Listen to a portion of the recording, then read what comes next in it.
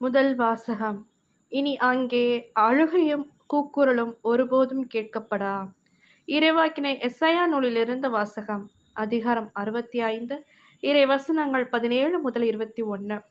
ஆண்டவர் கூறுவது: இதோ புதிய விண்ணுலகையும் புதிய மண்ணுலகையும் படைக்கிறேன். முந்தியவை நினைத்து பார்க்கப்படுவதில்லை, மனதில் எழுவதும் இல்லை.